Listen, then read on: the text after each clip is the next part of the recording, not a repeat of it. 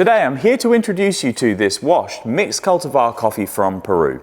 In this video I'll describe how I roasted this coffee, we'll do a taste analysis, and then I'll talk through some of the ways I think this would be best brewed at home. This coffee was sourced by our long-term import partners Falcon Speciality. I've written a little bit about the coffee in the description below, and there's some information about Falcon and their team as well. So let's now take a look at the roast profiles. I've roasted an awful lot of coffee from Peru in my lifetime, which really helped when it came to the design of the profile. What I wanted to do is accentuate the inherent sweet characteristics that this country of origin produces.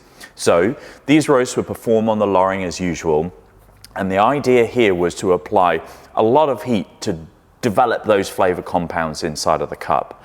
I wanted to have an end temperature of somewhere between 213 and 215 degrees Celsius.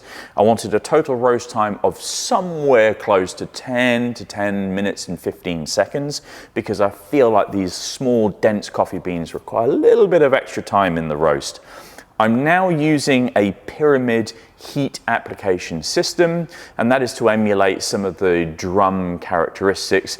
And it's taken a little bit of time for me to test, but I feel like I'm getting my eye in with this particular roast approach. So on the screen now you'll see that pyramid approach to heat application, and that's increasing the heat through time and then tapering it off towards the end of the roast. The result is this ever declining roast curve. I have a post first crack development time of 1 minute and 29 seconds, and for this particular batch there was 10 minutes and 9 seconds in total roast time with an end temperature of 214.4 degrees Celsius. In subsequent batches I tried to smooth out this little dip inside of the roast profile just to make sure that there was a nice even application of heat through time, but all in all, I was really pleased with how the roast progressed, and I think the flavors in the cup display a very solid roast profile. Now let's get into one of my favorite bits of these videos, the tasting.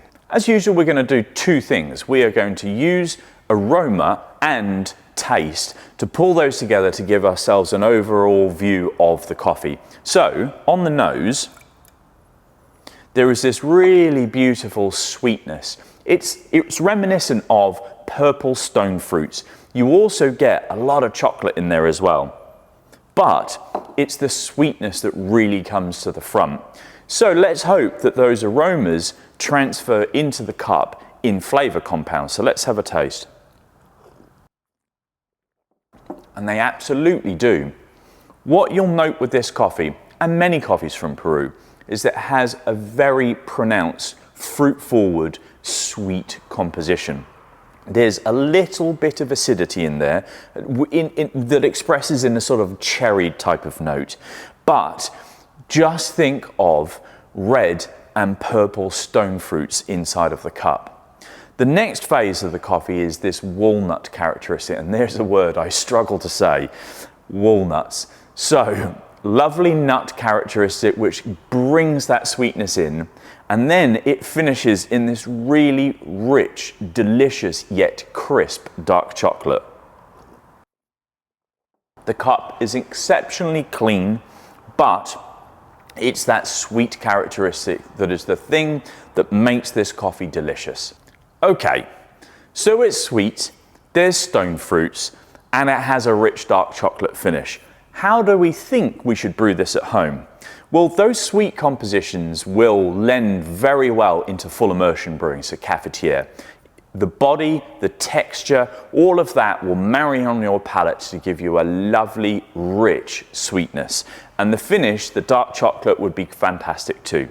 This brewed cup here is by a filter batch, and in the filtration method you allow much more of the clarity to come through. So if you wanted to taste this coffee with a rainbow of clarity, choose filter coffee. I do also think that this would work as an espresso. Now, the roast profile that you saw is very much leaning towards filter style brewing or brewed coffee. In an espresso roast, I may extend the development time a little bit just to increase the solubility of the coffee and aid you in brewing. However, these flavors will allow somewhat of a delicious cup. You will expect a heightened level of acidity because of that short development time, low end temperature, and light coloration. but these flavors will work in an espresso. If I was to choose a preferred brew method, it would be filter. I am biased, that is my favorite brew method. Second to that, I would then choose a cafetiere or full immersion. And last, I would choose the espresso. And there you are, that's this washed mixed cultivar coffee from Peru. If you're interested to try, our website address is down below with a link to this product. You can purchase this through our subscription module. We also do Beverly Market every Saturday if you want to meet me in person, and the roastery door is open between 9 and 5 Monday to Friday. I hope you have a great week and do enjoy the coffee.